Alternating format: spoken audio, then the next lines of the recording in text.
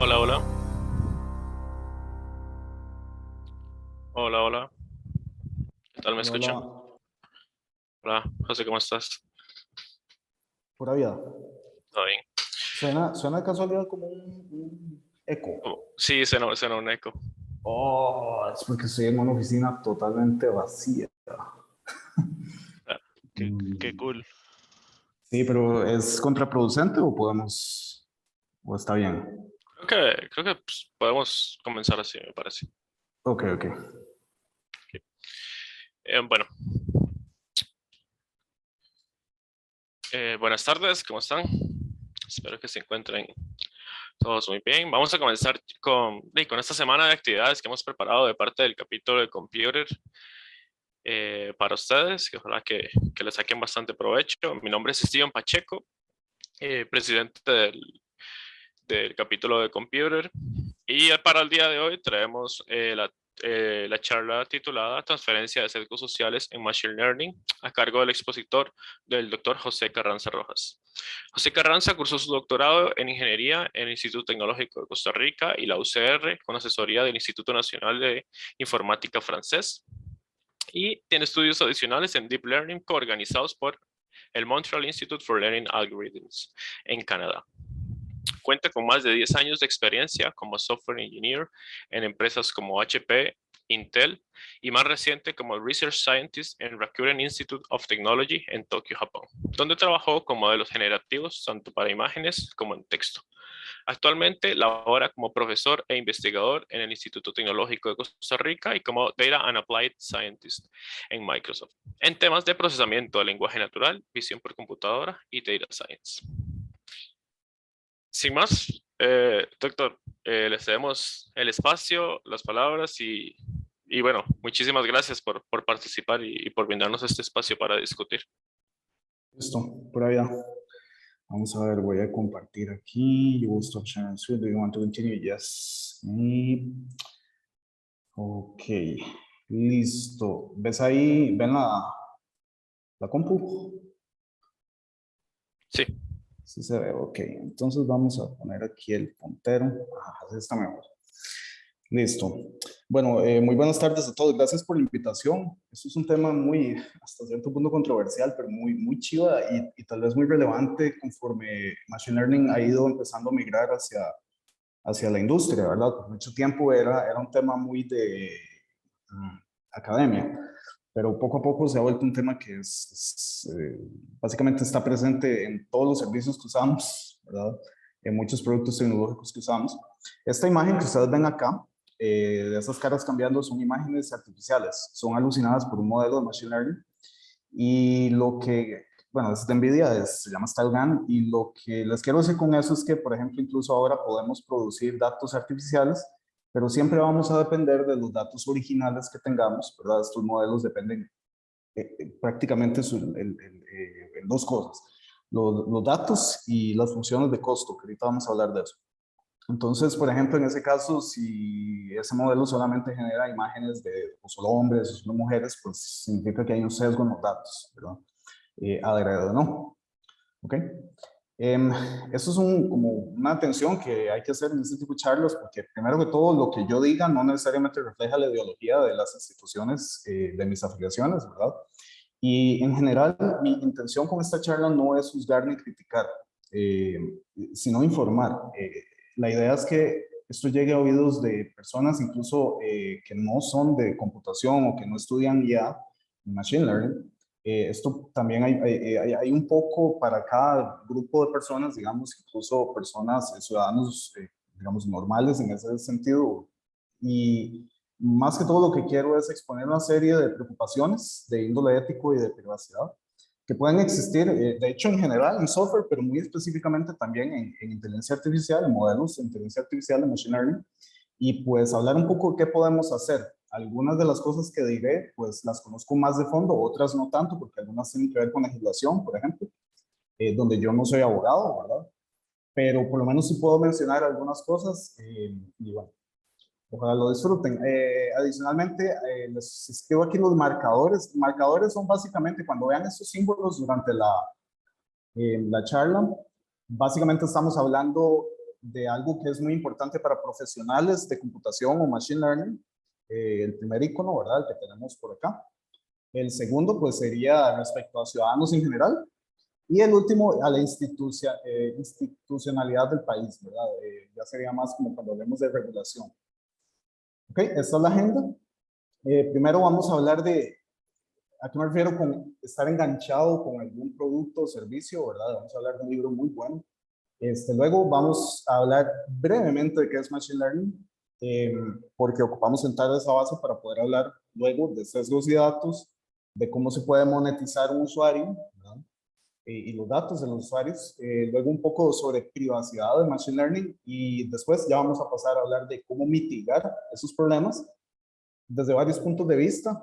Obviamente, como yo soy una persona técnica, pues me inclino más a hablar de la parte técnica y les voy a hablar sobre técnicas para mitigar esos problemas. Y por último, pues las lecciones aprendidas.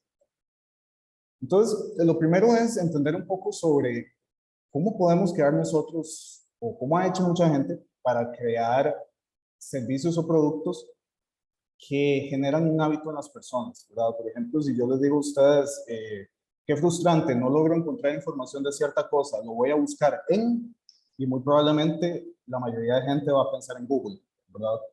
Y eso ya está alambrado en nuestra cabeza. Es un puente mental inmediato que pues se ha logrado desarrollar, ¿verdad? Cuando yo quiero buscar algo, yo pienso así. Y así yo puedo generar cuentas mentales en un montón de cosas. Incluso puedo llegar a asociar emociones con esos puentes mentales, ¿verdad? Este libro trata justamente de eso. El autor básicamente describe un proceso de 4 pasos donde se puede llegar a generar un hábito en la gente. Y una vez que la gente tiene ese hábito, van a quedar enganchados al servicio o al producto que nosotros tenemos. Y esto en realidad es un santo grial a nivel de empresas tecnológicas, ¿verdad? Porque básicamente pues es el insumo de muchas de estas empresas altamente tecnológicas que funcionan con este modelo de negocio. Entonces, esos hábitos, básicamente el autor del libro lo resume en 4 pasos. Lo primero es un trigger. Un trigger es básicamente algo que se dispara, un disparador, ¿verdad? Que puede ser interno o externo. Externo significa externo a la persona, al usuario. Interno quiere decir que ya la persona tiene el hábito. Entonces, básicamente tiene alguna emoción o alguna sensación que lo lleva a, digamos, a hacer un disparador por usar el producto o el servicio. Seguidamente, lo que se tiene es una acción por parte del usuario, ¿verdad? Generalmente esto puede ser que el usuario le dé clic a algo, que el usuario vaya y abra el app y haga algo en el app. Básicamente esto lo toma el usuario.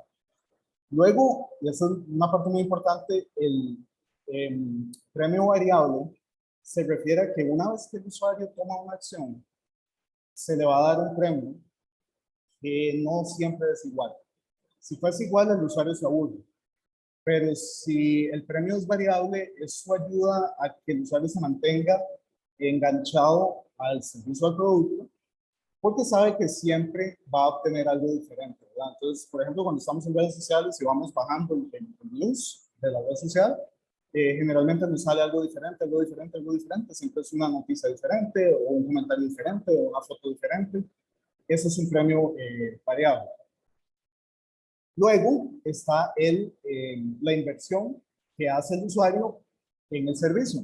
Necesitamos que, gracias al premio variable, el usuario haga alguna inversión, no necesariamente de dinero. De hecho, la inversión más fuerte que se suele hacer es el tiempo, ¿verdad?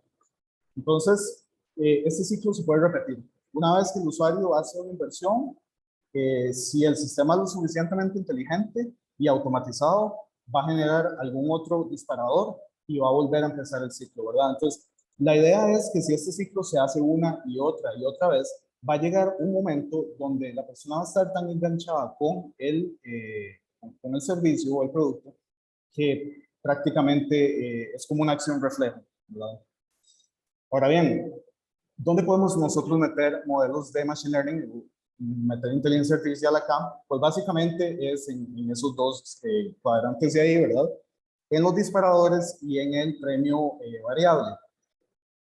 IA ha sido un elemento clave para las empresas que tienen este modelo de negocio porque básicamente automatiza a niveles insospechados, ¿verdad?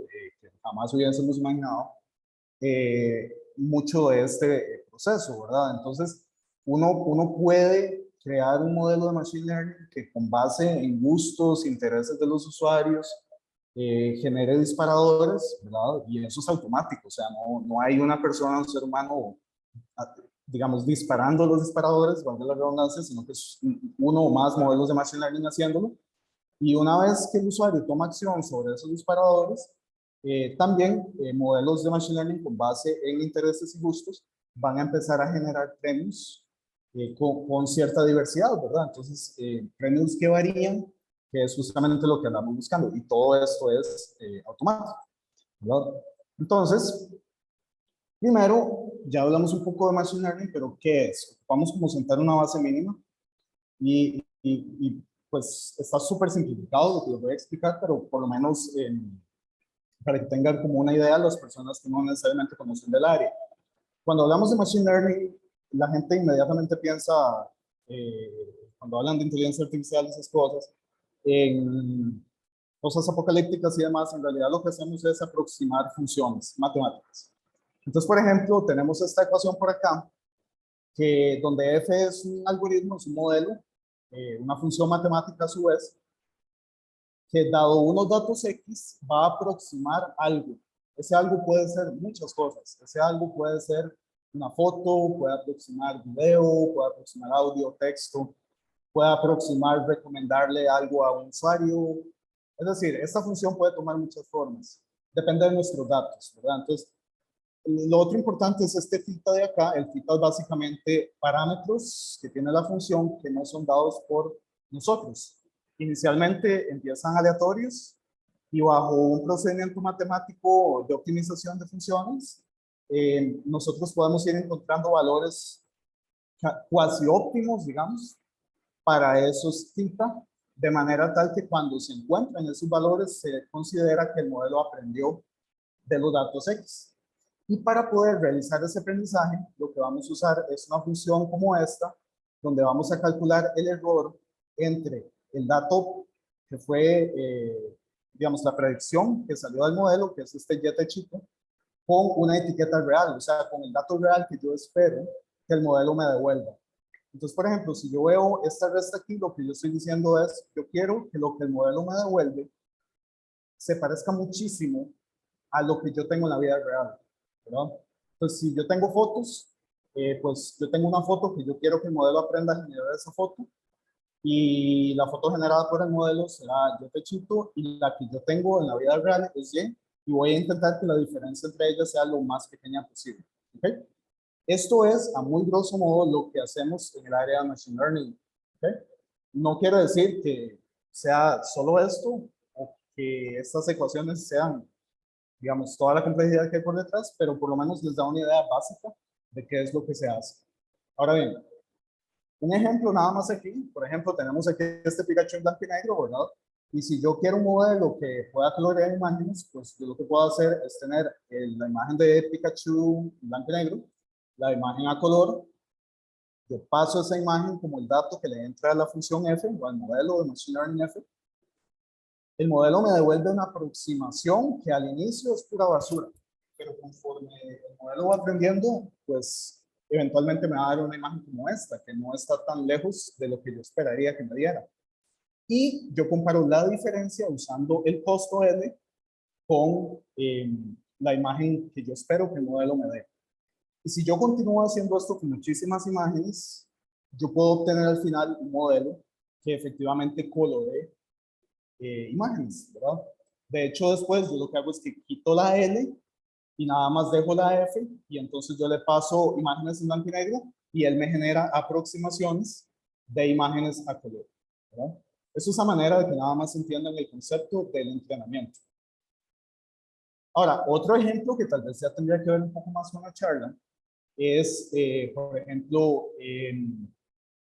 cuando yo estoy recomendando algo a un usuario o quiero mostrarle algo a un usuario en pantalla.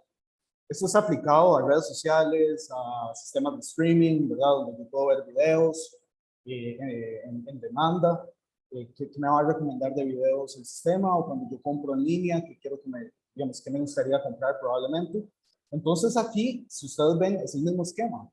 Lo que cambian son los datos y el objetivo al que yo quiero llegar. Por ejemplo, yo podría tener, en lugar de una imagen, como lo vimos antes, yo podría tener un histórico de gustos y acciones del usuario.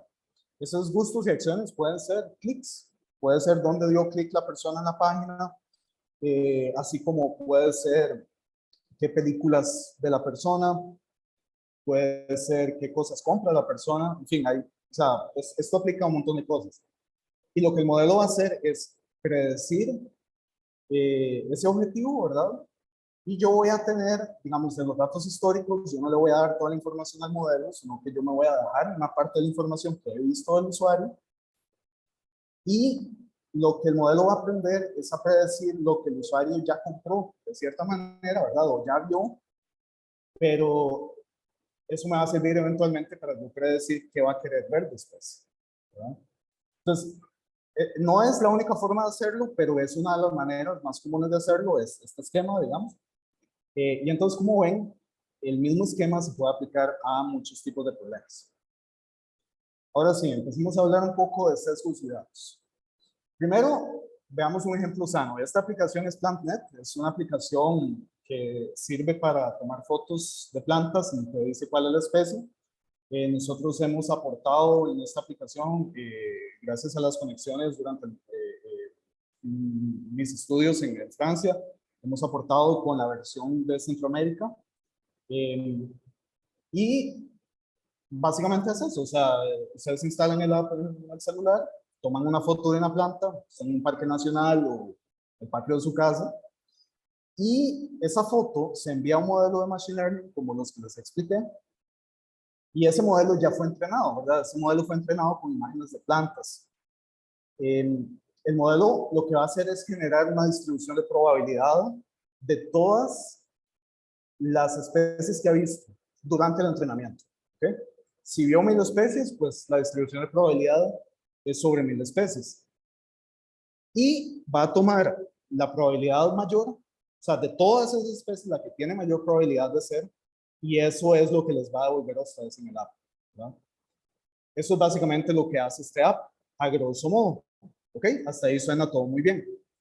Ahora bien, si nosotros empezamos a meternos un poco más adentro del set de datos, no tanto del funcionamiento del modelo de Machine Learning, sino en el set de datos, lo que vamos a empezar a ver es un comportamiento como lo que está acá. En el eje Y, lo que tenemos son número de observaciones, o podrían pensarlo como número de plantas, especímenes, digamos, más o menos,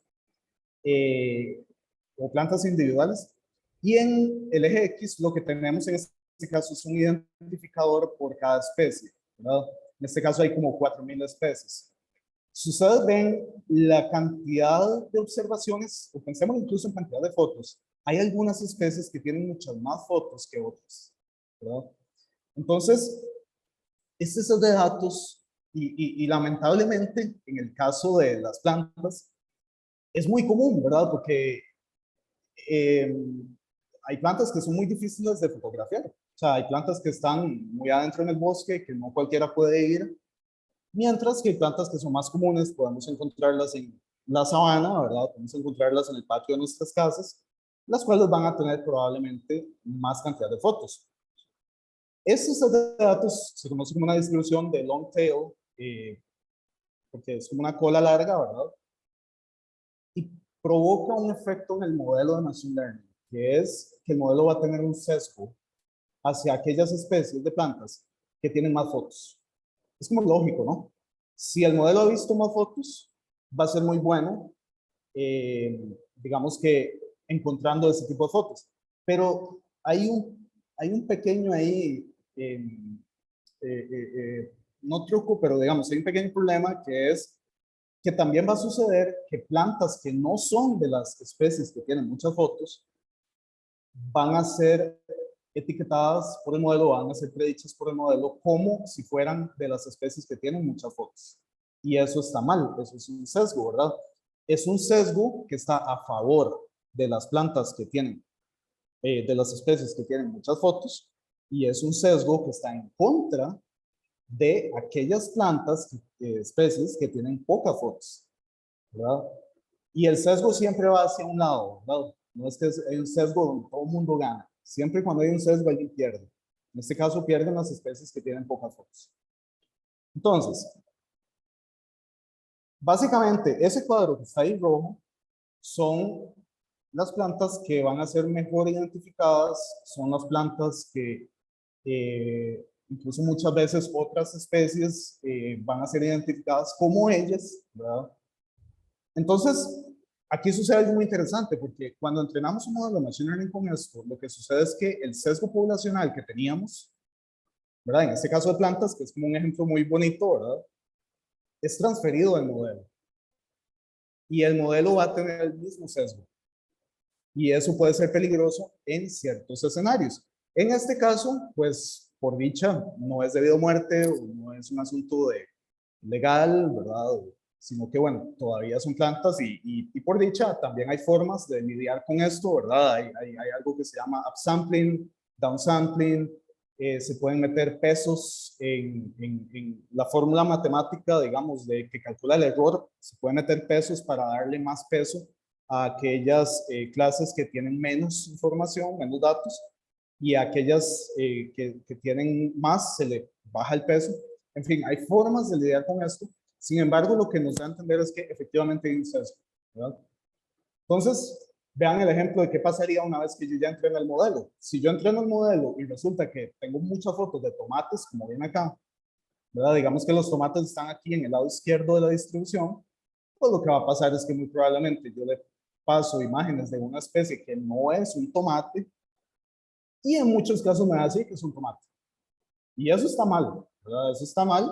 En el caso de este modelo, pues lo que está haciendo es bajando la efectividad del modelo. O sea, ¿qué tan confiable es ese modelo? E incluso, esto puede ser un espejismo del rendimiento del modelo. ¿Por qué? Porque, por ejemplo, piensen si yo tengo solamente dos especies, ¿ok? Y tengo 100 fotos en total, dos especies. De una tengo 95 fotos y de la otra solo tengo 5. Si yo paso esas 100 fotos por el modelo y lo entreno con esas 100 fotos, puede ser que si el modelo predice las 95 fotos de la especie que tiene más fotos de forma correcta, yo divido 95 entre 100, o sea, de 100 intentos pegó 95, yo puedo decir que mi modelo es 95% confiable. Pero eso no es cierto, es prácticamente inutilizable. ¿Por qué? Porque básicamente solo me va a predecir la especie 1, no la 2. Entonces, ahí es donde viene también la malicia de los que trabajamos en esto y un poco también de saber utilizar métricas de forma correcta para poder detectar sesgos en las poblaciones, ¿verdad? A veces incluso hay que hacer tratamientos estadísticos para poder eliminar esos sesgos y poder realizar los entrenamientos de los modelos con poblaciones que sean justas, ¿verdad? Ahora bien,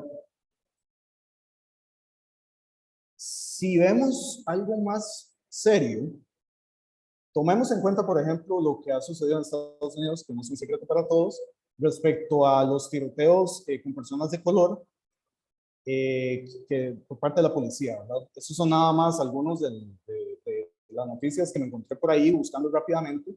En el Washington Post, en BBC, hay un montón de casos.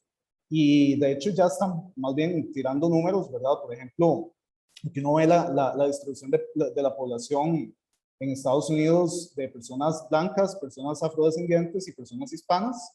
Y vean que a pesar de que los afrodescendientes tienen la menor población, básicamente el doble de la proporción de ellos han sido asesinados en disparos por policías, ¿verdad? Y eso es una realidad, eso es un problema social. O sea, yo no soy sociólogo, yo no puedo hablar mucho de este problema como tal, y no vengo a eso, ¿verdad? A lo que yo vengo a esta charla es a decirles a ustedes, bueno, ¿qué pasa? O sea, puede ser que esto, que es un problema social, se mueva a un modelo de Machine Learning, o sea, sea transferido a un modelo de Machine Learning de forma similar a lo que acabamos de ver con las plantas.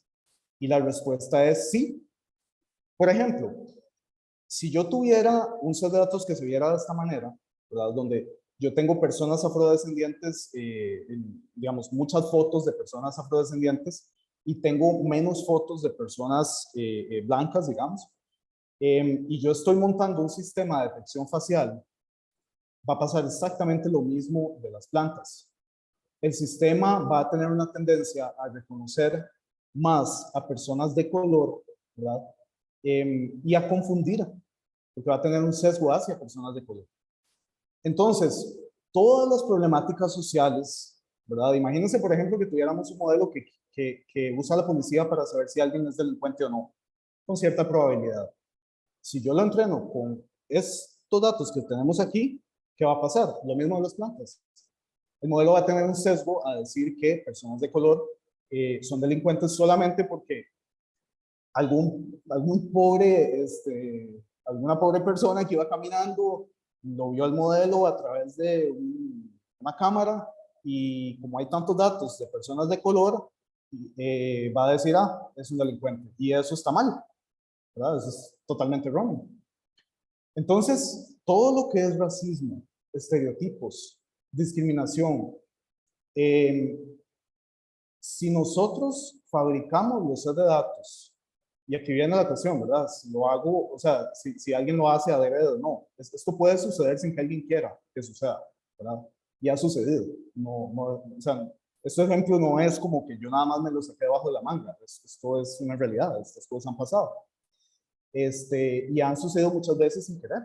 ¿Por qué? Porque, o sea, tenemos una tecnología nueva, ¿verdad? Y todavía estamos aprendiendo. Hasta cierto punto, a mí me gusta pensar que muchas empresas, pues, han cometido ciertos errores sin hacerlo necesariamente a propósito. Obviamente, puede ser que en algunos casos sí sea a propósito, pero bueno, yo no vengo a juzgar ahí. Lo que yo les vengo a exponer es que esos problemas pueden darse, ¿verdad? Y sea de verdad o no, van a tener, o sea, todos esos sesgos sociales pueden llegar a ser implantados en los sets de datos y una vez que yo entreno un modelo con esos sets de datos, el mismo sesgo va a ser movido al modelo y el modelo una vez que esté funcionando en producción, pues va a tener el mismo problema, ¿verdad? Hay otra cuestión ahí que es los sesgos que tienen los desarrolladores de esta tecnología también pueden ser transferidos a los modelos, ¿verdad? Por ejemplo, si solamente hombres están creando estos modelos, me parece que hay una posibilidad bastante alta de que no piensen en muchas cosas que tal vez mujeres sí pensarían respecto a los datos, ¿verdad? Entonces, puede ser que también, a ver o no, los sesgos que tienen los desarrolladores de esta tecnología sean transferidos a la tecnología en sí. Y eso puede ser peligroso, ¿verdad?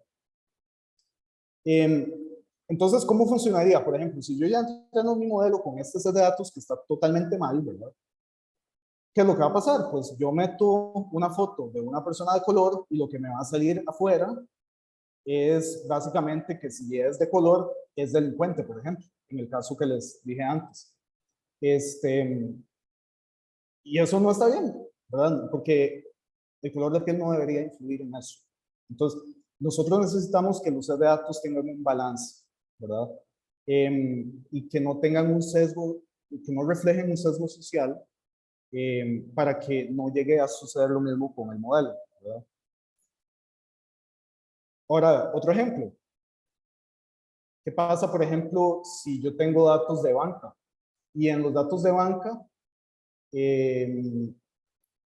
muchas mujeres han pedido préstamos y no se les ha dado, ¿verdad? Entonces tenemos aquí al señor que sí se le ha dado préstamos, un montón de señores ahí, o hombres blancos, o como sea, pero de mujeres tenemos pocos datos, de las que sí se les ha dado préstamo. Lo que va a suceder es lo mismo. El modelo va a empezar a, digamos, predecir que a tal persona se le daría un préstamo no por su capacidad de pago, por otras cosas, sino solamente porque es hombre o mujer, ¿verdad? Y, de nuevo, eso es un sesgo que está asociado y ha sido transferido, en este caso, al modelo de Machine Learning. Lo mismo sucede con oportunidades laborales, ¿verdad? Hay un área ahí de Machine Learning donde se está intentando implementar escoger candidatos a trabajos con base en sistemas automáticos que leen currículums. También pueden existir sesgos de este tipo, ¿verdad? Entonces vean que lo que empezó con las plantas, como un ejemplo tal vez un poco pues, saludable, podríamos llamarle, pues ahora vemos que se puede tornar un poco feo, ¿verdad? Entonces realmente hay que tener cuidado con esto. O sea, estos sesgos realmente existen y las personas que creamos esta tecnología y que nos dedicamos a esto, tenemos que tener mucho cuidado en la manipulación de los datos.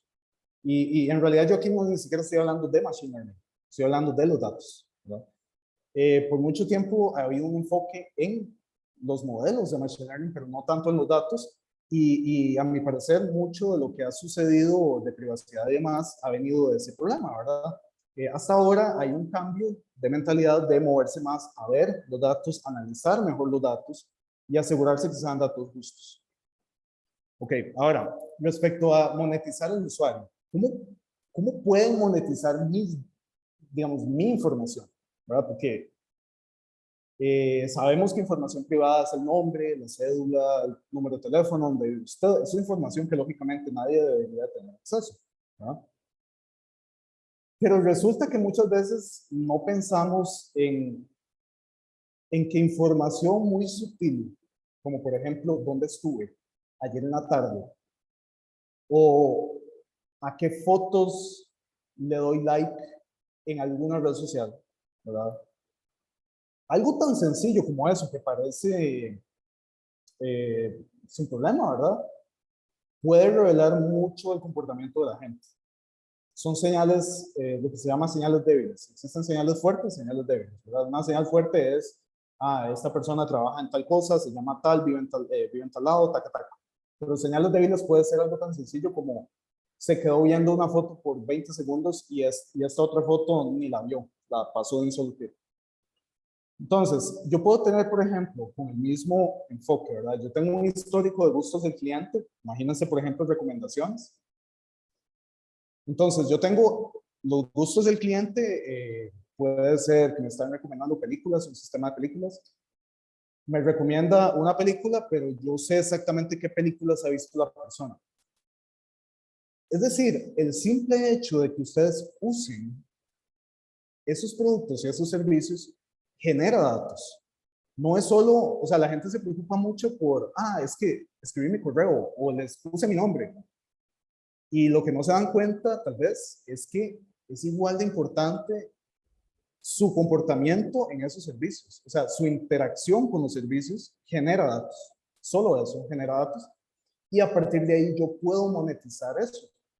¿Verdad? ¿Por qué? Porque su comportamiento o su interacción con el servicio me da información útil para yo poder generar dinero de ahí. Y muchas de esas empresas hacen eso, ¿verdad? Entonces, si nos devolvemos al modelo del enganche del que habíamos hablado, podríamos verlo como algo así, donde yo tengo mi disparador, sabemos que en mi disparador yo puedo meter un modelo de predicción, ¿verdad? Y perfectamente yo puedo, una vez que tengo cierta predicción para un disparador, puedo meter por ahí publicidad asociada a la predicción del modelo, ¿verdad? La acción, si la toma el usuario, ¿verdad? Una vez que el usuario toma la acción, yo puedo volver a utilizar otro modelo de acuerdo a los intereses del usuario, a los gustos o al histórico de interacción con el servicio. Yo puedo generar otra predicción de qué sería un buen premio para el usuario, ¿verdad? Y pum, meto publicidad que está asociada a ese premio. Entonces, si el premio es enseñarle al usuario imágenes de zapatos, pues yo aprovecho y me traigo, hago marketing de zapatos, ¿verdad? Meto ahí unas Crocs, unas Adidas y ya no sé, ¿verdad? Y cuando el usuario ya está invirtiendo tiempo en el servicio, pues obviamente yo también puedo meterle publicidad porque yo sé exactamente qué le gusta. ¿Cómo sé yo qué le gusta? Sí, porque el usuario interactúa con el sistema, ¿verdad? El usuario básicamente da clics en donde quiere, lee por determinado tiempo o mira una foto por determinado tiempo porque quiere, y eso me va dando a mí información y yo voy optimizando los modelos de Machine Learning. Como vimos al principio, esa función L es justamente la función que nosotros vamos a ir optimizando, ¿verdad? Para obtener cada vez un mejor modelo. Entonces, desde el punto de vista de Machine Learning o el punto de vista, digamos, de computación, son modelos sumamente buenos. O sea, son optimizados a un punto donde realmente se podría decir que saben lo que a uno le gusta, o lo que uno quiere ver, lo que uno quiere comprar, lo que uno, etc. Sin embargo, eso puede llegar a modificar un poco la perspectiva. Por ejemplo, si a mí solamente me salen comentarios o historias de cosas que a mí me gustan, eso puede empezar a modificar un poco mi percepción de lo que es la realidad. Uno puede empezar a pensar que solamente porque el sistema recomienda cosas a uno, esas cosas son la verdad absoluta, y eso no es necesariamente cierto. Hay que tener cuidado y recordar siempre, por eso aquí están los dos, ¿verdad? Está el ciudadano y también está la persona técnica, ¿verdad? El ciudadano tiene que recordar que lo que ve en estos servicios y productos es lo que es de su preferencia, pero no quiere decir que tenga que estar cerrado a ver otros puntos de vista, ¿verdad? Entonces, eso es básicamente un posible problema que se puede dar a raíz del funcionamiento de este ciclo, ¿verdad? Y no necesariamente de que fue pensado como algo malo, simplemente la manera en que funciona. Por eso hay que regularlo de alguna manera, ¿verdad? Y ahorita vamos a hablar de esa parte. Ok. Entonces, otra cuestión ahí es hablar sobre privacidad, ¿verdad? En Machine Learning específicamente. Sabemos muy bien privacidad ¿verdad? Siempre estamos viendo que los sistemas están encriptados punto a punto, que mis datos nadie los pueda leer. Ok, eso está bien. Pero, ¿puede un modelo de Machine Learning revelar información de alguien, por ejemplo, información delicada de alguien? ¿O puedo yo extraer del modelo información suficiente para poder reconstruir la información privada o delicada de una persona, ¿verdad? Es más o menos como es esta parte, y hay muchísimas personas alrededor del mundo haciendo investigación de esto. Entonces, a manera de ejemplo, hablemos de modelos de lenguaje. Vean, bueno, este paper se llama Sequence to Sequence, es muy bueno. Y básicamente lo que ellos hacen es es un modelo matemático que hace esta predicción, ¿verdad? Es la probabilidad de obtener la palabra en el tiempo t, ¿verdad? Tiempo se refiere a que una oración es una secuencia de palabras. Entonces t podría ser la palabra 1 o la 2 o la 3, ¿verdad? Entonces, eso es la probabilidad de obtener cierta palabra del modelo en el tiempo t, dado todo lo que ha visto antes, ¿verdad? Y todo lo que he visto antes del contexto. La manera en que funciona este modelo es, pues, yo le paso una oración, por ejemplo, aquí está haciendo traducción de inglés, creo que esto es alemán, no sé. Perdón. Entonces, él toma el modelo, perdón, toma los datos secuenciales en inglés, genera un contexto intermedio, ¿verdad? Este contexto es pura mate, o sea, es una representación vectorial de los datos de la oración. Y paulatinamente va generando una salida que es básicamente la oración en la que sería traducido esto. Obviamente, para entrenar yo este modelo, yo necesito los pares, ¿verdad? Yo necesito la oración en un idioma y la oración en el otro idioma. Yo podría incluso entrenar esto diferente. Yo podría tomar una oración, partirle, quitarle un pedazo y decirle al modelo que me haga la predicción del pedazo que sigue, ¿verdad?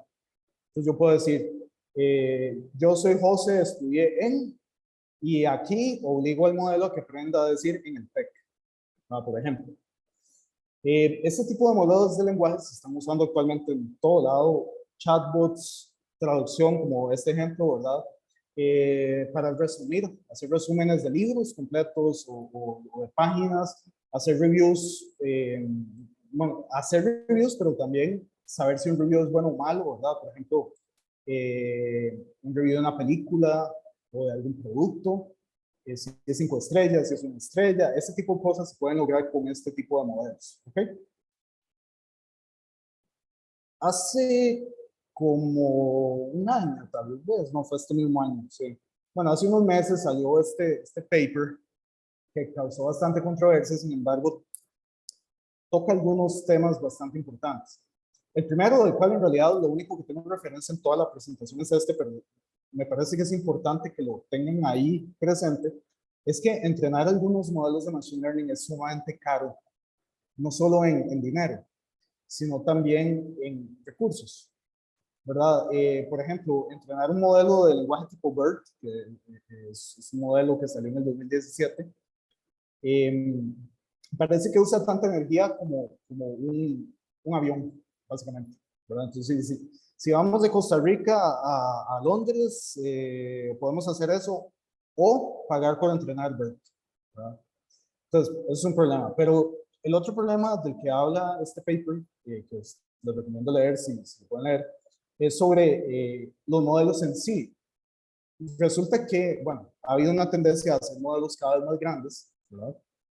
Y suelen dar resultados muy interesantes, ¿verdad? Prácticamente se vuelven como estas loras parlanchinas, donde pues me generan el texto que yo esperaría que me generen, y cuando yo veo el texto digo, wow, esta cosa es inteligente, genera texto súper realista. Pero hay un problema. Los datos que se están usando para hacer esto no están curados. Son datos de internet, son datos desde Wikipedia hasta páginas de foros, hasta lo que sea, ¿verdad? Y lo que eso quiere decir es que el modelo de lenguaje va a aprender los patrones que existen en cualquier poco de texto que le demos. Eso quiere decir que si nosotros usamos, por ejemplo, de nuevo, adrede texto, que por ejemplo tiene alguna connotación contra género, contra etnicidades, contra lo que sea, el modelo adivinen qué va a tener, un sesgo a generar ese mismo tipo de predicciones, ese mismo tipo de datos, ¿verdad? Imagínense, por ejemplo, un chatbot, donde uno se pone a chatear con el chatbot y el chatbot le dice una mala palabra o lo insulta. Bueno, si el chatbot fue entrenado, el modelo de lenguaje que lleva por detrás, con datos de ese tipo, pues va a hacer lo mismo, ¿verdad? Entonces, eso también nos lleva al enfoque de que ocupamos no solamente enfocarnos tanto en los modelos, sino también en los datos. Y incluso para modelos de lenguaje ocupamos curar esos datos, ocupamos que esos datos sean justos, ¿verdad? Que esos datos no tengan ese tipo de sesgos, que esos datos no tengan discursos de odio, entre otras cosas, ¿ok? Ahora, también puede suceder algo así, ¿verdad? Si yo tengo ese mismo modelo de lenguaje, yo le paso que yo soy José, mi cédula es 1, 2, 3, 4, 5, 6, 7, 8, pues obviamente el modelo sabe escupir lo mismo. Es decir, si yo entreno este modelo, le meto esa información con un montón de datos reales de personas, ¿verdad? Yo soy tal, vivo en tal lado, este es mi número de teléfono, voy a tal universidad, etcétera, etcétera. Si alguien puso eso en internet, esa información, por alguna razón, la que sea, y nosotros tomamos esa información cruda, así tal cual, y la metemos en este modelo de Machine Learning, lo que va a suceder es que yo luego puedo preguntarle al modelo de Machine Learning información privada. O sea, yo luego puedo llegar y decirle, soy José, deme las siguientes 10 palabras, y me va a decir, mi cédula es tal, vivo en tal lado, ¿verdad? Entonces, es una forma de ataque muy naif, o sea, muy novata, pero se puede dar, ¿ok? Ese es otro problema que puede existir específicamente en modelos de lenguaje de Machine Learning. Ok, entonces ahora sí, ¿cómo podemos mitigar todo este enredo? Yo les soy sincero, no existe una sola forma, existen diferentes, desde diferentes lados podemos atacar esos problemas. Algunos no son, me parece, no se pueden resolver desde el punto de vista técnico, o sea, las personas que trabajamos en esto, en algunos casos no podemos hacer más allá de lo que podría hacer, lo que sí podría hacer un político o un sociólogo, o personas que tienen poder, ¿verdad? Claramente hay otro montón de cosas que sí podemos hacer las personas que somos técnicas en esto, ¿verdad? Y muy importante, también hay un montón de cosas que el ciudadano puede hacer, ciudadano que no se especializa ni en esto, ni en leyes, ni nada. O sea, la persona común y corriente también, y me incluyo, ¿verdad? Porque a su vez yo también, aunque trabajo en esto, también soy un ciudadano. Hay varias cosas que podemos hacer nosotros como ciudadanos, ¿verdad? Entonces, hablemos un poco de algunas que puse aquí y vamos a ver cómo nos va. Ok, la primera, que tal vez como acabamos de hablar de eso anteriormente puse, fue anonimización. Debería ser un estándar para la gente que trabaja texto, procesamiento de lenguaje natural y este tipo de cosas. Anonimizar texto como un preprocesamiento, ¿verdad? Entonces, lo que uno haría sería, toman el texto original, ¿verdad? Como este de acá, lo pasa por otro modelo que también es un modelo Machine Learning. Lo que pasa es que este modelo fue entrenado para detectar cédulas, detectar automáticamente números de teléfono, ¿cómo se llama esto? Direcciones, lo que es información privada, ¿verdad? Y entonces, en lugar de entrenar el modelo de lenguaje con los datos crudos, con la información confidencial o privada, lo que vamos a hacer es obtener, digamos, el texto cambiado por el modelo, bueno, se puede hacer hasta, incluso sin un modelo Machine Learning, se puede hacer con regex, para los que saben qué es, pero bueno, si quieren usar Machine Learning, se puede usar Name Entity Recognition, eso se conoce como NEAR. Pueden tomar entonces el texto de esta forma, pasarlo por el modelo y generar el texto de vuelta que no incluye la información real, sino que lo que incluye son los patrones de lenguaje que nos interesa capturar, ¿verdad? Y tags o etiquetas que son, digamos, no resguardan la información de la persona, ¿verdad? Entonces, esto debería ser una práctica que la gente que trabaja en este tipo de cosas debería hacer siempre. ¿Okay? Lo otro que hay que hacer como desarrolladores también de estas plataformas y de esta tecnología en general es tener un repaso de la privacidad, un review de privacidad durante el desarrollo de los modelos. Eso es algo similar a cuando se desarrolla software, ¿verdad?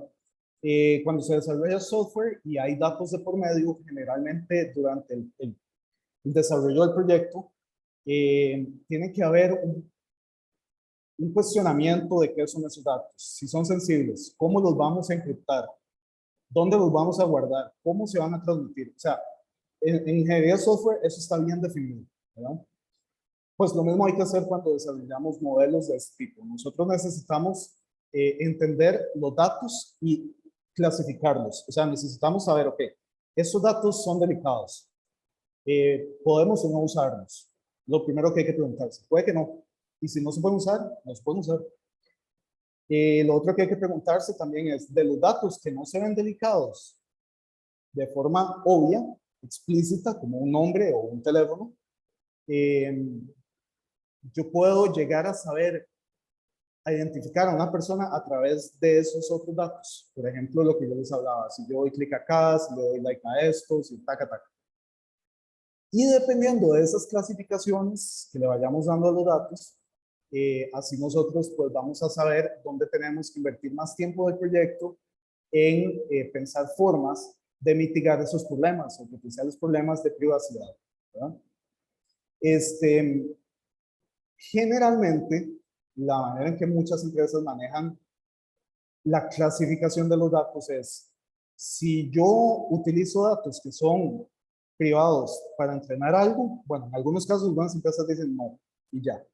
En otros casos dicen, aplíquele alguna técnica, por ejemplo, hay cosas como differential privacy, que no lo incluye acá porque es bastante cargado, pero básicamente lo que hacen es agregar ruido a los datos originales, un ruido controlado de manera tal que si yo veo un dato específico, yo no puedo identificar a la persona, pero la distribución de los datos no cambia drásticamente y por lo tanto yo puedo usar los datos con ruido para entrenar el modelo y funciona, baja un poco el accuracy, pero funciona. Entonces hay formas de lidiar con esos problemas. Lo otro es, si la clasificación del modelo debería ser por transitividad la misma de los datos. Si yo utilizo datos que son de índole privado o si son de alguna manera delicados, mi modelo debería ser clasificado de la misma manera. ¿Okay? Y por último, también hay a nivel de, esto es como ingeniería de software prácticamente, ¿verdad? Son las métricas, o sea, yo necesito métricas que me ayuden a medir qué tan bueno es el modelo, está bien, eso está bien, pero también que no hayan sesgos en el modelo, ¿verdad? Una forma tan sencilla es simplemente verificar que las exactitudes sean bien distribuidas a través de diferentes categorías, ¿verdad? No solamente ver las exactitudes a nivel global, sino irse también y viendo diferentes categorías para ver que no haya un sesgo hacia una u otra categoría. Y bueno, eso es como desde el punto de vista técnico. Lo otro que es sumamente importante, y también esta parte se las digo como latino que está metido en eso, es que necesitamos más diversidad. Esto yo creo que aplica también en general a todo STEM, ¿verdad? A toda lo que es ciencia, tecnología, ingeniería y matemática. Eh, necesitamos definitivamente más mujeres en esta área, ¿verdad? Si ustedes ven ahí abajo viene el icono de Women in Machine Learning, viene el de Black in AI y también ese último es el de Latinos en AI. Que básicamente son grupos o son movimientos que tiene el área de inteligencia artificial para involucrar más personas de estos grupos, ¿verdad? A que trabajen en estos temas. Es importante por lo que yo les decía antes, si solamente hombres blancos de tal forma hacen todos los modelos que al final consumimos en nuestros celulares, muy probablemente van a tener sesgos hacia esa población. ¿verdad? Entonces, realmente esto también es un llamado a, ojalá las mujeres que nos están escuchando por ahí, y bueno, a todos los latinos, que yo creo que aquí todos somos latinos, que nos interesemos en estos temas y tratemos de aportar ideas, ¿verdad? Y siempre vamos a poder dar una perspectiva, un punto de vista diferente, que al final es enriquecedor para el área, ¿verdad? Y al final de cuentas también tiene un efecto muy positivo contra los sesgos, ¿verdad? Entonces, invitados, ahí tienen también los grupos ahí para que puedan dar una ojeada. Ok, como ciudadanos, también me parece que tener criterio propio es importantísimo. O sea, estar informado. Esto de poder escuchar una charla como esta y ver diferentes problemáticas que puedan haber en esos algoritmos, es enriquecedor para una persona, por ejemplo, que no necesariamente está metida en esta área, pero que al final es un ciudadano y se ve afectado por esta área, porque quieran o no, esto está en todo lado. ¿Okay? Entonces, lo primero es, cuando un sistema les recomienda algo, traten de vencer la pereza. Generalmente nos dedicamos solamente a ver, comprar o consumir lo que nos recomiendan esos sistemas. Muchas veces es bueno ir a buscar por nosotros mismos. Hagan uso de su libertad de escoger, porque si no, están siendo presa, en cierta manera, de los sistemas de recomendación, ¿verdad? O sea, al final el sistema les recomienda esto y eso es lo que ustedes ven y ya. Y tal vez allá afuera había algo mejor que ustedes querían ver, que ni siquiera ustedes sabían que querían ver o consumir. Lo otro tiene que ver también con todo este rollo, los fake news y todo esto. Si ustedes ven una noticia, ok, está bien, la vieron en tal lado, en tal red social, lo que sea. Vayan y busquen la veracidad de esa noticia. Vayan y busquen el origen de esa noticia. ¿Ok? No tengan pereza de hacerlo, porque al final, cada vez que ustedes hacen eso, ustedes lo que están haciendo es poniéndole un alto al sistema, ¿verdad? Y diciendo, ok, yo también soy dueño de mis propias acciones, no solamente hago lo que me recomiendan, y eso es bueno. Ok, lo otro es exponerse a otros puntos de vista. Si ustedes nada más se dedican a lo que les recomiendan esos sistemas en cuanto a contenido de opinión, el problema fundamental es que van a pensar o podrían llegar a pensar que esa es la realidad absoluta y eso está mal.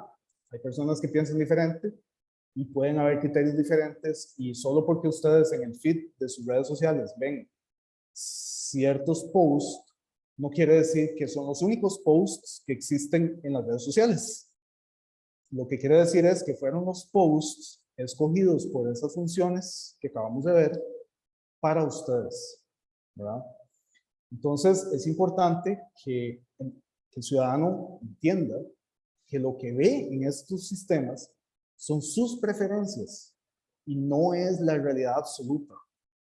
Y que genere criterio propio ciudadano para que vaya y busque también información por cuenta propia. ¿Ok? Bien. Lo otro, y aquí es donde puse la institucionalidad, ¿verdad? Hay un movimiento bastante grande donde, digamos, se está pidiendo que se regulen estas cosas.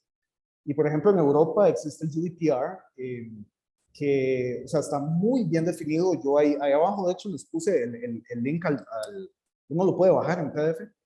Y son básicamente leyes en Europa, regulaciones que protegen privacidad, protegen datos, ¿verdad?, de la Unión Europea. Fueron creadas o propuestas en el 2016, pero fueron aprobadas y ahora son, digamos, forzadas o mandatorias a partir del 2018. Pero muy interesante es que algunos otros países como Japón, Chile, Corea del Sur, no me acuerdo cuáles otros también, han implementado algunas normas, regulaciones similares al GDPR, basado en el GDPR, ¿verdad? Y también importante es que eso tuvo inicios en la academia, ¿verdad? Y eso es bueno. Eso es bueno porque, pues obviamente los académicos generalmente no tienen, digamos que un interés diferente a la academia, ¿verdad? Y entonces eso es bueno. En Estados Unidos también está el California Consumer Privacy Act, el CCPA, que es sumamente similar al GDPR, es súper parecido y fue aprobado en el tiempo donde en Europa se volvió mandatorio, ¿verdad? Y ambos básicamente regulan varias cosas, regulan a lo que entiendo, ¿verdad? Porque el área mía no son las leyes, pero regulan el uso de los datos, regulan la integridad de los datos. Algo muy importante es que regulan la retención de los datos, es decir, yo no puedo tomar los datos de las personas y dejármelos toda la vida. Hay una cantidad de tiempo que ha sido definido dependiendo del tipo de dato. Entonces, eso es todo un rollo, ¿verdad? Y probablemente en este país, pues vamos a ocupar hacer algo así. Sin embargo, lo que les puedo adelantar es que la mayoría de empresas grandes que tienen presencia en varios países, incluyendo Estados Unidos y Europa, sí tienen que cumplir con estas regulaciones. ¿Por qué? Porque ellos están en Europa, están en Estados Unidos, y eso hace que muchas de las empresas transnacionales que, digamos, tienen toda la parte de Machine Learning desarrollada, internamente se preocupen muchísimo por esto. ¿Okay? Y eso incluso llega a desembocar en el desarrollo de los modelos donde uno no puede desarrollar lo que le dé la gana, ¿verdad?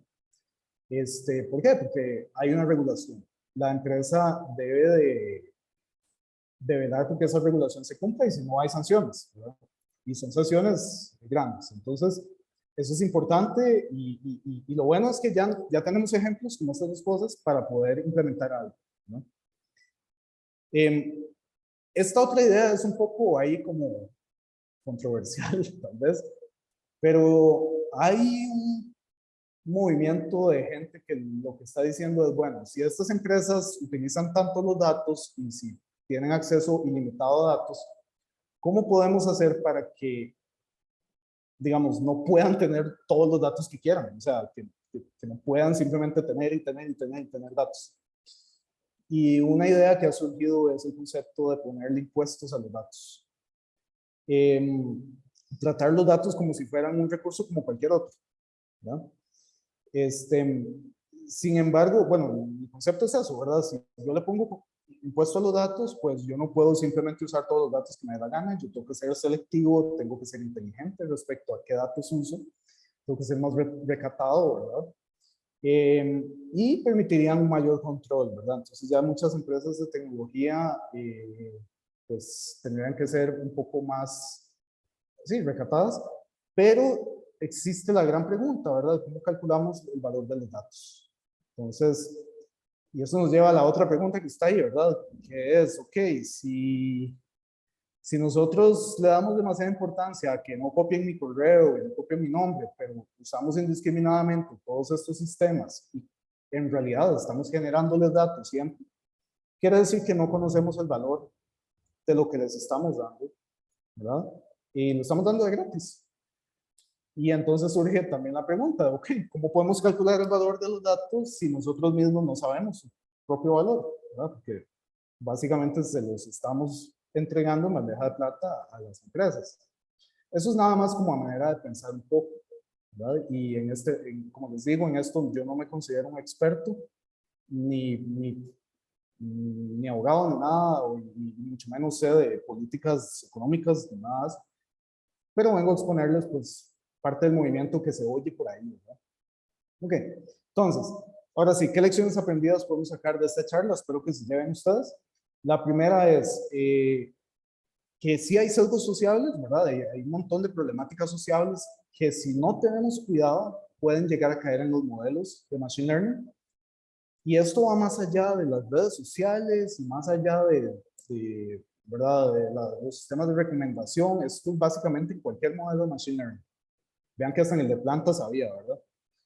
Entonces hay que tener cuidado con esto. Entonces, la gente que desarrollamos esta tecnología, que estamos metidos ahí, necesitamos tener conciencia de esto y hacer esta preocupación parte del marco de trabajo diario que tenemos. O sea, como yo les dije, no podemos tener un proyecto de Machine Learning sin tomar en cuenta estos aspectos. Privacidad, sesgos, o sea, son cosas que tienen que estar en el proyecto. Tienen que estar ahí desde el día uno, ¿verdad? Incluso les puedo adelantar que si en muchas empresas usted no hace eso, su proyecto no avanza, o sea, su proyecto nunca va a salir. O le puede pasar algo peor, que es, si usted monta los modelos de Machine Learning desde un inicio, no hace repasos de privacidad, llega al final del proyecto y le piden el repaso de privacidad y no cumple, o no tiene las técnicas necesarias para garantizarlo, todo lo que usted hizo no sirve, ¿verdad? Básicamente, tiene que volver desde cero y ver cómo hace para acomodar todo su proyecto a esa serie de regulaciones, ¿verdad? Que también por eso tienen que insistir. Entonces, es importante que como desarrolladores de esta tecnología sepamos de eso. Lo otro que también me parece importante es darse cuenta que esta tecnología es tan nueva, especialmente a nivel industrial, o sea, en la industria, que yo considero, y esto tal vez es muy personal, pero yo considero que no tenemos que pensar que la gente hace esto con mala intención necesariamente. O sea, no estoy diciendo que no se pueda hacer con mala intención, sí, claro. O sea, pero mucho ha sucedido de forma natural porque es una tecnología que todavía no entendemos al 100%. Entonces es hasta cierto punto esperable que este tipo de problemas, digamos, surjan. Pero la buena noticia es que la gente no está de brazos cruzados, ¿verdad? Ya vimos un montón de formas que se puede hacer, técnicas, hay otro montón que no están acá. Entonces, el otro interesante es que uno piensa que los modelos de Machine Learning son cajas negras, que yo no puedo sacarles nada, ¿verdad? Y vieran que es cierto el concepto de caja negra y toda la cuestión, pero hay gente muy ingeniosa que ha logrado formas de poder extraerles información privada y demás, que les enseño ahora, ¿verdad? De una forma tan sencilla, con un modelo de lenguaje. Entonces, es importante saber eso también.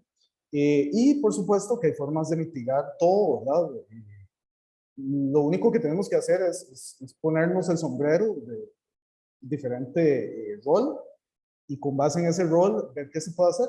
Y lo interesante es que existe un sombrero de ciudadano, ¿verdad? Un sombrero de una persona que no necesariamente es técnica en estos temas, pero que igual puede contribuir.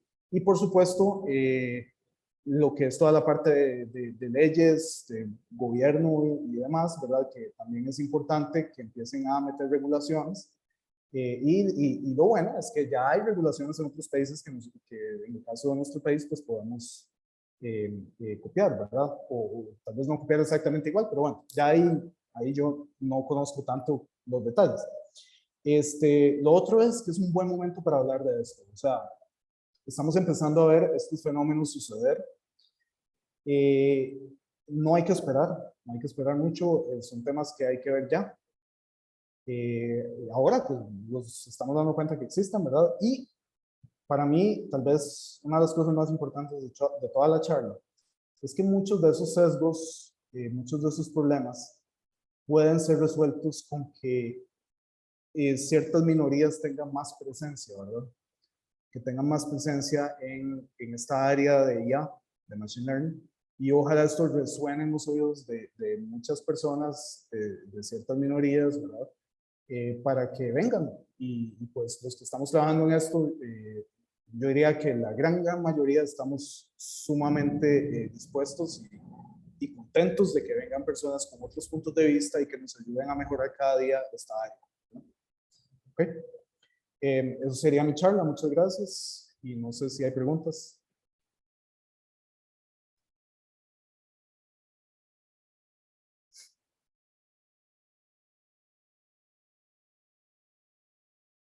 Vamos a ver.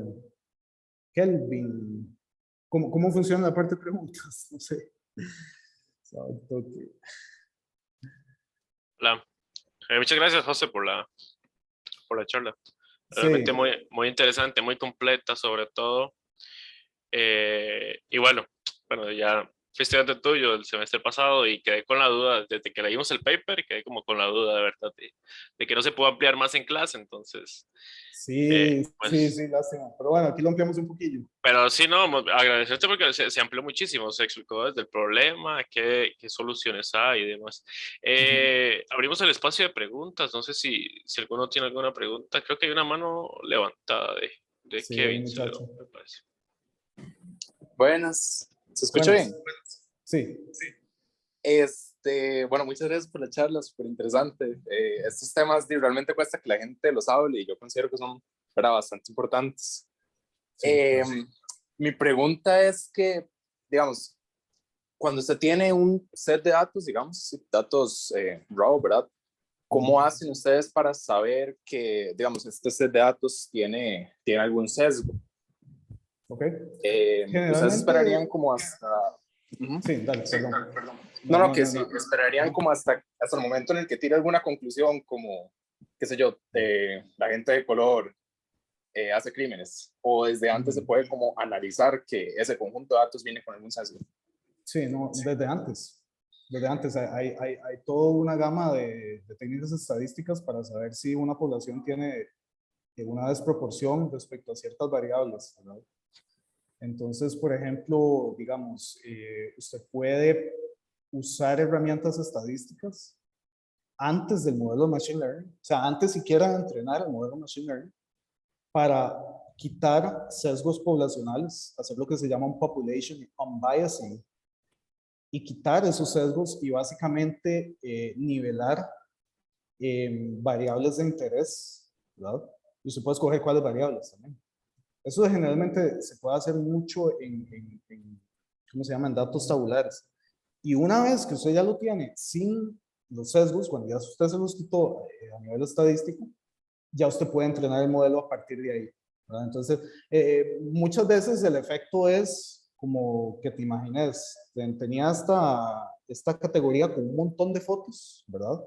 Y tenía esta que tenía muchísimas menos, y él busca cómo balancear ambas para que ambas tengan igual representatividad en el dataset. Y lo interesante es que eso no solo tiene un efecto, digamos, ético, ¿verdad? Que es como todo lo que hablamos, sino que también tiene un efecto de regularización o de, digamos, permite al modelo generalizar mejor.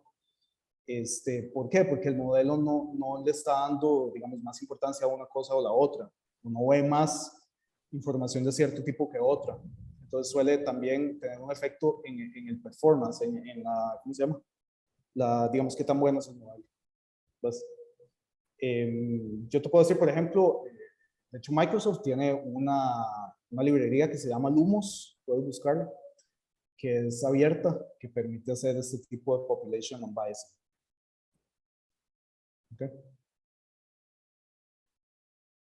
Listo, muchas gracias. Tenía otra, pero no sé si se veía otra pregunta aparte de la mía.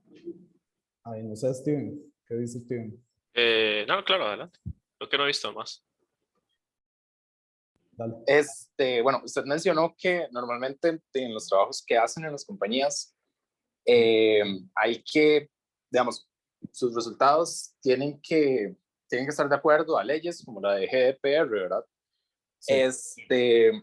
¿Cómo hacen las compañías como para saber que lo que usted hizo y cumple esa ley. ¿Hay algún departamento como decir QA, como en desarrollo Hay de software? departamentos legales, hay departamentos de abogados que conocen de tecnología. Y esos departamentos generalmente diseñan digamos que una metodología, un protocolo que los ingenieros y los científicos tienen que seguir. Y cuando los datos son conocidos, conocidos en sentido de que, digamos, son bases de datos que ya se lleva rato teniendo la empresa y cosas así, generalmente hay diccionarios de clasificación de qué tipo de datos son y qué tan privados o qué tan delicados, digamos, son. Entonces hay categorías internas y los protocolos se definen con base en esas categorías, ¿verdad?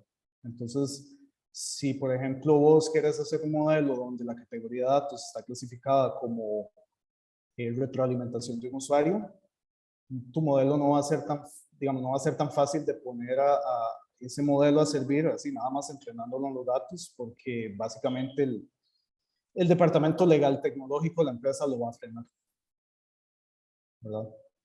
Y eso también viene, o sea, eso es importante para la empresa, porque si no, hasta los pueden demandar, ¿verdad? Como hay una regulación y hay una legislación, es importante que la empresa cumpla, y por eso hay abogados, ¿verdad? Por eso es que hay abogados y sí, así es como funciona. Gracias, qué interesante. ¿Qué puestos más específicos, verdad? ¿Usted Los cree que hombres. ese tipo como de puestos específicos, como ese choque entre áreas, tenga un auge en los próximos años? Bueno, eso es como demasiado específico, ¿verdad? Porque es un abogado que sabe de tecnología. Pero yo lo veo normal, digamos, hay abogados que se enfocan en familia, hay abogados que se enfocan en cosas así como más feillas, ¿verdad? Como homicidios y, digamos, penalistas. Hay abogados que se enfocan en tecnología. Entonces yo lo veo como algo normal, ¿verdad? Y creo que muchos, conforme legislaciones y demás vayan surgiendo en esto, vamos a necesitar personas que se especialicen de esa forma. Y lo veo como una oportunidad, o sea, en realidad yo pensaría que para un abogado es una súper oportunidad. Yo lo haría si fuera abogado, ¿verdad? Me metería ahí. Sí, claro. Bueno, muchas gracias. Pero ya, Pero de acuerdo, ahora que lo menciono, de hecho hace poco me salió un anuncio de que están dando carreras para estudiar siendo abogado con énfasis en IT, digamos, ya enfocados en eso. súper, muy interesante. Eh, hay una persona con la mano levantada y hay dos preguntas en el chat. Atendemos a José primero y luego las preguntas, ¿te parece? Ok, Buenas, buenas. muchas gracias primero por la charla, porque casualmente la charla me recordó a una noticia que salió hace un par de años en el que los departamentos de policía de Estados Unidos estaban utilizando sistemas de predicción de Machine Learning para enviar equipos de policía a ciertas áreas rurales donde el crimen estaba disparado, y eso generó una gran controversia en Estados Unidos, y las noticias salieron también disparadas en el amarillismo, obviamente, periodístico, se alzó porque entonces se contrastaba mucho lo que usted decía, que los datos estaban sesgados a la hora de entrenar esos modelos, y entonces llegaban y decían, es que entonces crearon una inteligencia, o sea, la gente de los comentarios era como, crearon una inteligencia artificial racista, y no, o sea, era que estaban utilizando modelos muy sesgados que posiblemente no estaban modelados por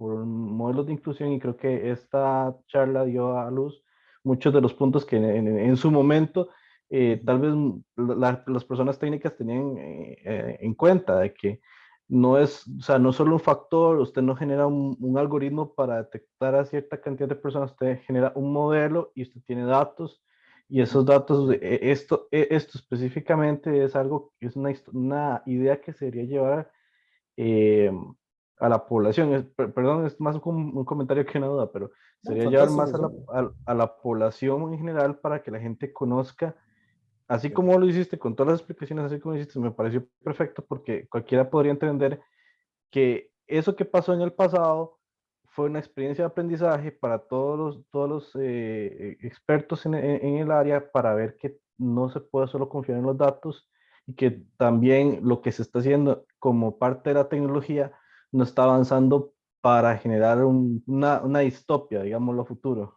¿ya? Sino que todos estamos también aprendiendo de que es un campo nuevo que está avanzando y que conforme vamos avanzando se van cometiendo errores, pero a partir de esos errores hay que tomar en cuenta y que tampoco ningún modelo, siento yo, al menos cuando se trata de cosas sociales, puede ser completamente preciso y perfecto. Sí, eso es cierto. Entonces, Digamos, sesgos siempre van a haber. De hecho, es casi imposible que no hayan sesgos. Lo que pasa es que hay sesgos que son muy malos, o sea, ujú, ujú. yo también creo eso. Yo no creo que esta tecnología, o sea, mucha gente la pinta como el apocalipsis, ¿verdad? Yo no considero eso. Yo considero que es una tecnología que estamos empezando a entender, estamos empezando a crear sistemas que son útiles a raíz de ella, ¿verdad? Y es un proceso. Yo lo veo como un proceso. Así como en algún momento, por ejemplo, con, no sé, el tabaco, ¿verdad? Ahora usted compra una caja de cigarros y trae un montón de advertencias y fotos súper feas, y en algunos países los impuestos al tabaco son altísimos, ¿verdad? Y en algún momento no era así.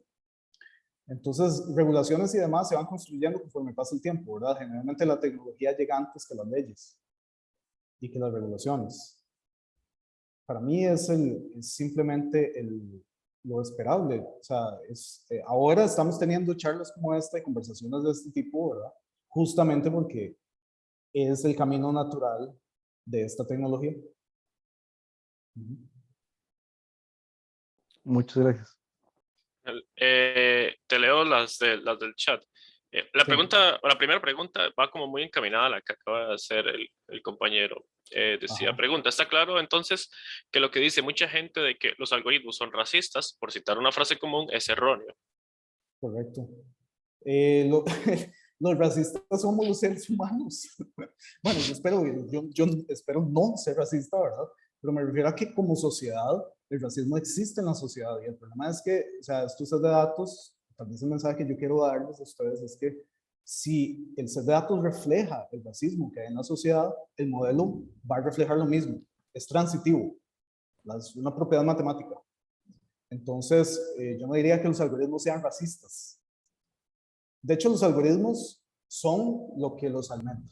Los algoritmos de Machine Learning, ¿verdad? Son lo que los alimenta. Sí, en serio. Okay, la otra pregunta, y quizás como para ir finalizando, dice, ¿por casualidad existe un puesto especializado en la industria para alguien especializado en verificación y validación de IA? Machine Learning Engineer es comparable solamente a un puesto típico de desarrollador, hablando de sesgos, dice.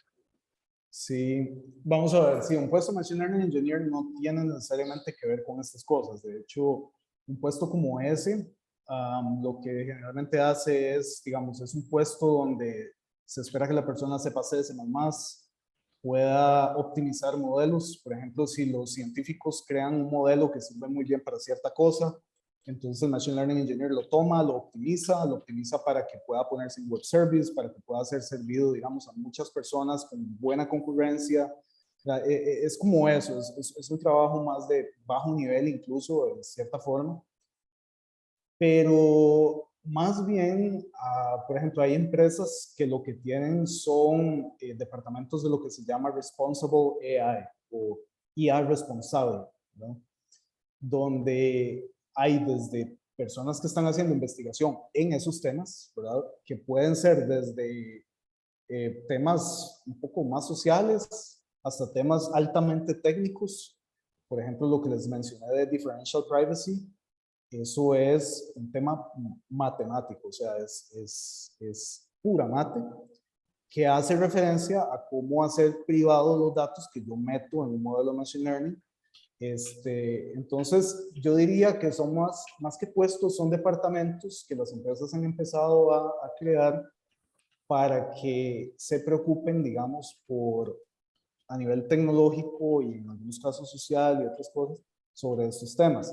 Y eso va acompañado también con la parte legal que hablamos hace poco, ¿verdad? Las empresas también tienen sus abogados que velan por que se cumplan las regulaciones de manera correcta. Pero así como tener exactamente un puesto que sea como, por ejemplo, puedes encontrar puestos en LinkedIn, por ejemplo, que dicen Research Scientist, guión, ética en IA. Entonces, es un investigador que va a trabajar en esos temas, ¿verdad? Pero no es como que el puesto diga investigador de ética, o sea, el puesto es investigador, pero se va a enfocar en esa área. Entonces, pienso que aunque todavía no hay puestos o no es como tan común ver puestos de ese tipo específicos, creo que paulatinamente van a empezar a surgir, la verdad, eso es lo que yo creo, y ya está empezando a pasar, pero digamos que lo que agarran es un investigador y lo ponen a ver esos temas en específico. Perfecto, muchas gracias, José. Le voy a hacer la palabra al profesor Esteban Arias, que dijo que quería decir unas cosas. Ok. Pura vida, muchas gracias, Steven y José, muchas gracias por la presentación. Y con esto damos inicio a esta semana, ¿verdad? Vamos a tratar distintos temas, entonces ahora nos pueden acompañar el resto de los días y si no, pues recordarles que van a quedar los videos disponibles en las redes sociales del Capítulo Computer, principalmente en Facebook. Y también a nombre del Grupo Parma agradecer a la gente que nos acompaña y del capítulo de Electron Devices de IEEE. José fue miembro fundador del Grupo Parma junto con Saúl Calderón hace ya poco más de 5 años, entonces hace poco veíamos que estábamos ahí de aniversario y se nos pasó. Luego también pues agradecer a la gente que nos escucha, que nos ve, Gabriela que lo veo que está aquí desde IEEE Honduras, a Kemley que aquí nos mandó un mensaje también sobre grupos de abogados que nos indica que están trabajando en el país con temas de derechos digitales, ¿verdad? Entonces, sí hay personas ya trabajando en esas áreas. Luego, Luis Alex me mandó un mensaje que estaba aquí en la presentación, entonces nada más me dijo, José, que te dijera que la charla estaba muy buena, pero tenía una reunión, entonces, para que supieras que por eso tenía que salir. Y bueno, muchas gracias a toda la gente que nos ha acompañado. Yo tal vez quería cerrar con una pregunta, José, si vos tuvieras ahí el control de una perilla en una empresa muy, muy grande donde puedes encender y apagar cosas, ¿qué podrías cambiar vos o qué harías para cambiar algunas cosas? Te lo voy a poner como en esta perspectiva. Hay eso que yo hablaba de loss function, ¿verdad? El loss function, por ejemplo, en computer vision, en visión por computadora, uno lo puede hacer compuesto. Por ejemplo, imagínate que yo estoy reconstruyendo imágenes, ¿verdad? Yo puedo hacer un modelo que reconstruya muy bien imágenes, pero que las imágenes no sean realistas, que se vean como que hay algo mal, ¿verdad? Y resulta que entonces yo puedo tener un loss function de reconstrucción y puedo tener un loss function de percepción. Y mi error total viene de ellos dos.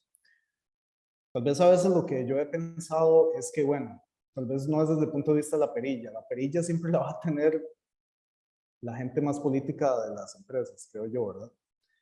Pero a mí me gustaría pensar que los modelos de Machine Learning no deberían ser optimizados solamente para sus preferencias, sus recomendaciones, o sea, no deberían de tener solo esa parte de la optimización. Para mí también deberían de tener otra parte de optimización que vele por el bienestar de los usuarios. Y lamentablemente todavía no sé exactamente qué es esa forma de esa función de error, ¿verdad? Pero que sirva como una contraparte, ¿verdad? Más o menos con el ejemplo que te di de la percepción versus reconstrucción, ¿verdad? Esas dos funciones de error que forman una, digamos que se hacen un balance, ¿verdad? De nada te sirve reconstruir una imagen donde se ve súper real, pero no es lo que puedas reconstruir. Y tampoco te sirve la otra parte, que es reconstruir una imagen, pero siempre es una imagen que no se ve real. Hay que tener un balance. Entonces yo creo que hay que invertir tiempo en investigar cómo, digamos, hacer funciones de costo que de alguna manera tomen en cuenta otras cosas que no sean solamente optimizar una función, digamos, que al final lo que va a generar es más dinero, más dinero, más dinero. Pero para poder invertir en eso, tiempo en eso para poder permitir que lleguemos a eso.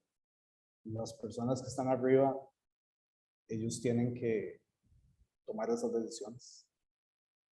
La gente técnica como yo, no tenemos ese poder. Básicamente. Sí, la pregunta era si vos tuvieras ese poder, ¿cómo lo harías? Si yo tuviera el poder, Sí, entonces invertiría justamente en lo que te dije. muy bien, perfecto. Muchas gracias. Invertiría en esa investigación. Perfecto, José. Listo, Steven, muchas gracias. Bueno, Listo, profe. José, hay una última pregunta en el chat. ¿Se parece si la contestamos y cerramos por acá? ¿Te parece? dale, sí.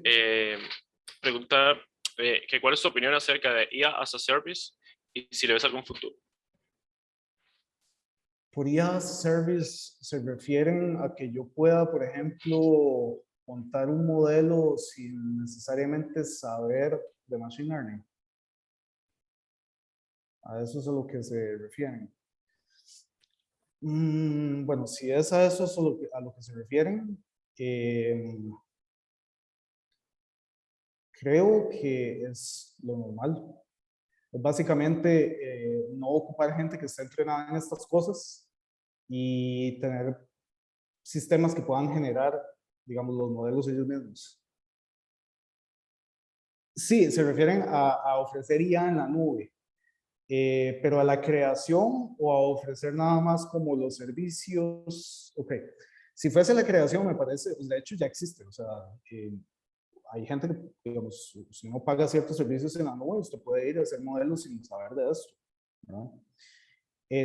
Ahora, si más bien es como un sistema que ya tiene IA y yo lo cobro por dar predicciones y cosas de esas, pues también existe. Y funciona. Sin embargo, a veces esos sistemas se pueden customizar con los datos propios, por ejemplo, y va a tener el mismo problema. O sea, si yo tomo los datos de mi empresa, tienen sesgos y los paso por estos sistemas en la nube, obviamente si no hay un freno me van a generar problemas similares. Y por otro lado, si los sistemas ya están entrenados con datos de la misma empresa que ofrece el servicio, pues serían ellos los que tienen que encargarse de que estos sesgos no estén ahí.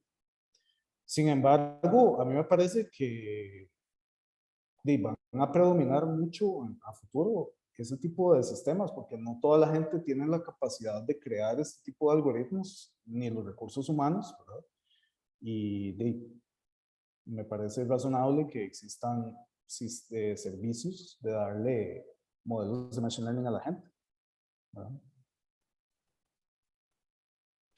Bueno, muchísimas gracias, José, por toda la presentación, el espacio y el tiempo, ¿verdad? Que me imagino que requirió la presentación. De verdad, muchísimas gracias de parte del capítulo de Computer. Invitarlos a todos los demás a participar de las siguientes actividades. Estaremos como siguiendo todo este hilo, ¿verdad? De este tema debido a la película. Entonces, de nuevo, José, muchísimas gracias. Invitarlos a todos para las siguientes actividades. Estamos. Bueno. Pero, pura vida, que la pasen bien. Hasta luego. Hasta luego. Nos vemos. Hasta luego.